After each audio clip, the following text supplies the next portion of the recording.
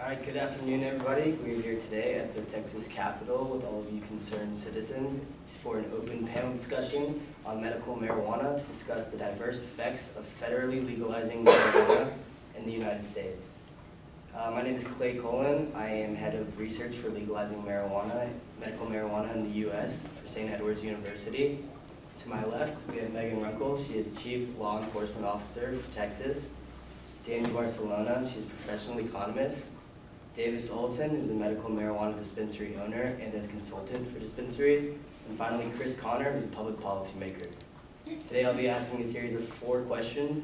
Each panelist will have 1 minute to answer each question. And then after the 4 questions, I'm going to open the floor for a short 3-question Q&A session where the panelists will have another 1 minute to answer the questions. So for the first question, we're going to start with Megan. And the question is, what is your position on legalizing marijuana for medical use in the United States? Hi, my name is Megan Runkle, and I'm the Chief Law Enforcement Officer for the state of Texas. I'm also against the legalization of medical marijuana. There are many reasons for this, but one of the main ones is the effect that marijuana has on driving. According to a CBS study, 30% of fatally injured drivers who tested positive for a drug actually tested positive for marijuana. So you can see it's really dangerous in how we drive. I'm also against the legalization of medical marijuana because of its gateway effect. According to a U.S. Substance Abuse and Mental Health Services Administration study, the younger you are when you use marijuana, the more likely you are to grow up using things like heroin and cocaine, and the more likely you are to become dependent on it. So when there's more people around using harder drugs, it causes a big effect on the impact on the public and also on law enforcement in general. So marijuana can actually be extremely dangerous to the public. Thank you, Megan. Danny, the same question for you. Hi, my name is Danny Barcelona, and I'm for the legalization of medical marijuana. And for many reasons, because of all the economic and medical benefits that it provides. It's a great alternative to opiate-based drugs, which are a lot of people use for chronic pain and stuff like that. And opiates lead to depression, which in turn leads to suicide, whereas marijuana actually decreases depression, it improves depression. And so it's really a great alternative to other drugs such as opiates. And according to medicalmarijuana.com, 76,000 people are hospitalized every year because they took too many drugs like acetaminophen and ibuprofen. Medical marijuana can be used as a great alternative to this as well. And so it's a lot safer alternative, as well as it will also benefit the U.S. economy. Thank you, Danny. Davis? Hi, my name is Davis Olson, and I am a pot dispensary owner, and I'm for the legalization of medical marijuana because, just as Danny said, medical marijuana has a lot of health benefits, including reducing the pressure in your eyes. For those who have glaucoma, it helps alleviate some of the symptoms associated with chemotherapy. In addition, it helps increase your appetite, and that's really beneficial for those who have eating disorders, stuff along those lines. And it also is a sleep aid. And just as Danny also said, it would help a lot with our economy right now, and that concludes. Thank you, Davis. Chris? Thank you, Clay. My name is Christopher Connor, and I've been working in public policy in Washington for the past 30 years. And I am against the medical use of marijuana. As it stands now, it's far too easy for citizens to get their license where it is legal. It makes a farce out of the term medical because they don't really have to go through any procedure. Furthermore, the 20 states who have already legalized medical marijuana, nearly all of them allow for personal growth. That means like up to 6 to 8 plants of marijuana to be grown on their own according to normal. And that makes it really difficult for DEA and stuff to enforce important laws, and interstate commerce becomes really difficult in enforcing the law. And there's a lot of other problems which I'll get into later. Thank you so much. Okay, the second question is for all of you once again, and the question is, what impact on your profession does legalizing medical marijuana have? For law enforcement, the legalization of marijuana has a giant impact. We wouldn't really be focusing so much on necessarily convicting people of the use anymore, but we would be focusing more on the correct regulation of it. So money that you're making from marijuana sales and stuff like that would actually be going a lot back to the law enforcement. We would have new duties such as checking the dispensaries, making sure the marijuana is being grown properly, and also making sure that dispensaries don't have more plants than they would be allotted. So mostly the cops would be generally just regulating a lot of it now. Not to say that we still wouldn't make convictions towards it, but a lot of the money and manpower would be going to making sure it was done properly. Thank you, Megan. Dan? Medical marijuana would really help the U.S. economy. According to the New York City Comptroller, $431 million could be earned by the New York City area if marijuana was legalized, and 31 million of this would be due to lack of arrests based on marijuana, whereas 400 million of it would come from revenue and taxes on marijuana. So you can see if medical marijuana was legalized in the entire United States, it would really help the economy and we would earn tons of revenue from this. And according to normal.com, the US spends $12 billion a year enforcing laws against marijuana. And so if medical marijuana were legalized, it would really help decrease this number so that the US government could have money to spend on other things. Danny? Davis? The impact on myself as a dispensary owner would be a positive one for the reason that dispensaries like mine would benefit from the new market segment that would be created from the legalization of marijuana. It would create a highly competitive market, and with more people willing to sell, there would be more people willing to buy, and it would just create a lot of income related to buying and selling marijuana. So in addition to this, those who don't smoke already can try it out without it having that stigma of it being illegal and everything like that. And with a doctor's recommendation, they can purchase a prescription or. Thank you, David. I'm gonna have to cut you off right there. Sorry. And Chris? Thank you, Clay. In the past 30 years, I've seen a lot of state-by-state regulation come through Washington, and it usually leads to trouble, and this is no different. I'm not completely against medical marijuana. However, in a state-by-state basis, that the trend we're currently in, where each state evaluates it in its own perspective, it causes so many problems for federal regulators, and all of the productivity that would come from points that Danny had made would be erased by the backlog government and all the things that would come from that. We would have to reevaluate legislation in drug seizure, DUI laws. We would have to reassign funding to all kinds of organizations like especially public transportation and border control.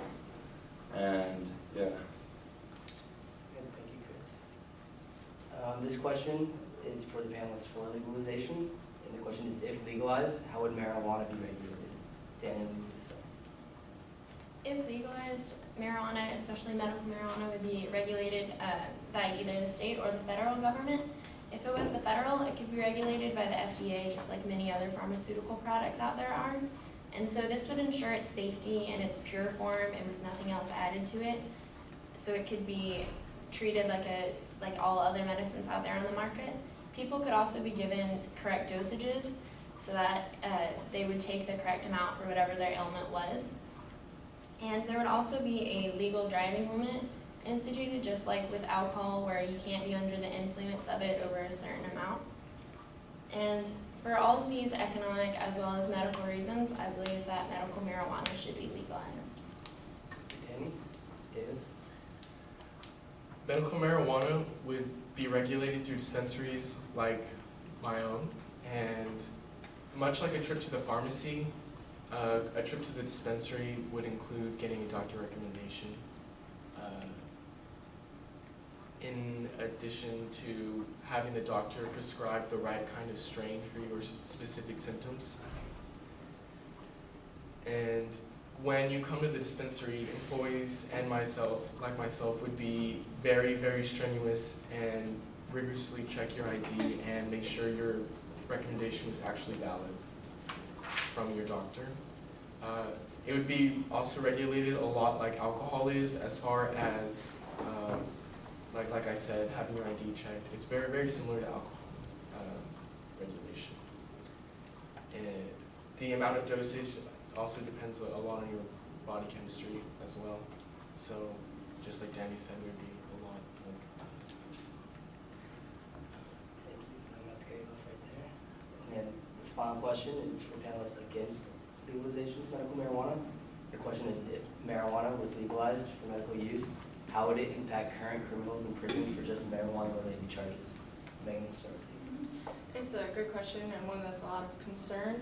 The easiest way I can answer it is to point to Colorado, which has recently legalized marijuana.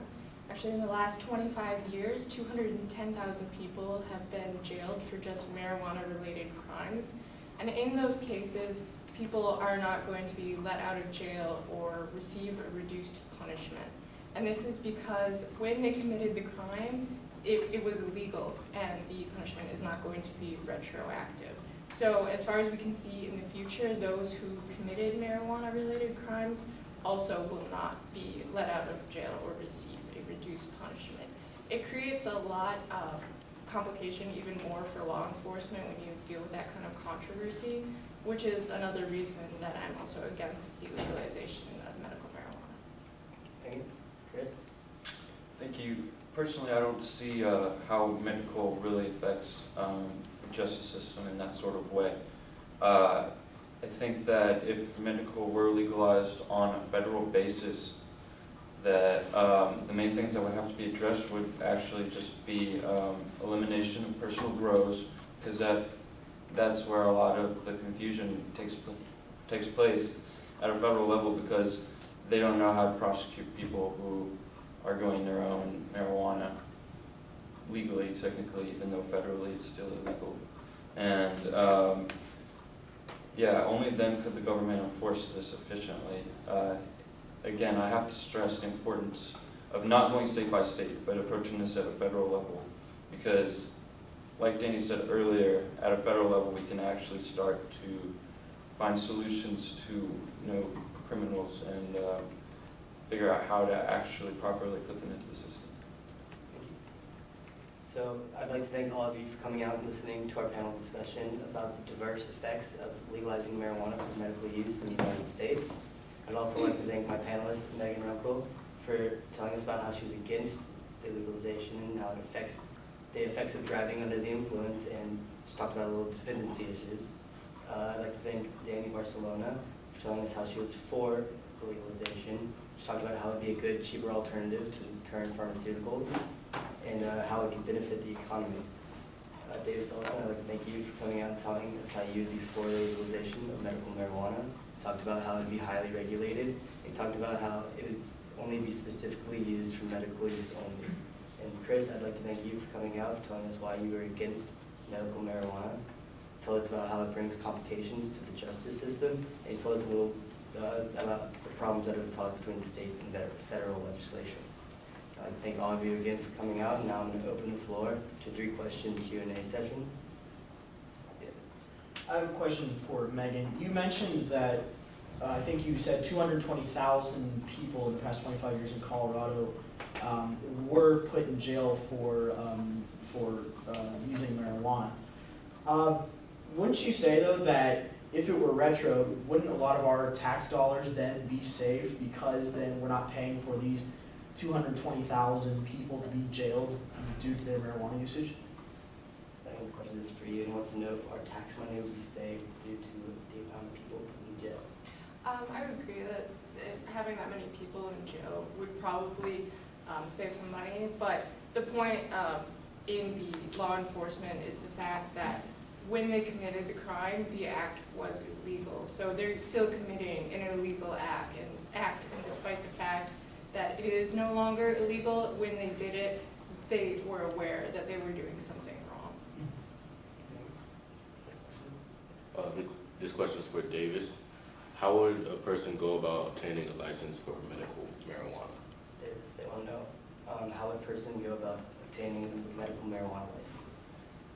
Well, concerning the patient perspective, a patient, as I said before, would get a doctor recommendation, and this is different from a doctor's prescription for medical marijuana, just because the Fed don't like the doctors giving an actual prescription, and it kind of just is a sort of loophole, I guess you could say, for doctors to not lose their license based off of something that the Fed doesn't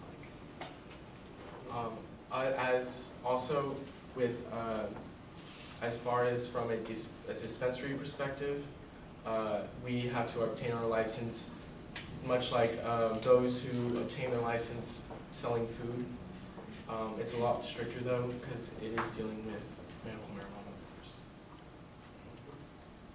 Yes. For Chris, if legalized, what do you think would be a proper age to administer medical marijuana to? Here's questions for you, and then if legalized, what is the proper age to administer medical marijuana? Well, if medical marijuana was legalized at the federal level, like I suggested, I think enforcement would be a lot more strict, and people who did have access to medical marijuana would be people who have MS, or people who are going under chemo time. And in those situations, just like all pharmaceuticals, I wouldn't discriminate on the basis of age. Instead, it would be up to the parents, just like any other, opiate or equivalent drug. And thank you all for coming out. Hope you enjoyed and learned a lot about the advantages and disadvantages of legalizing medical marijuana.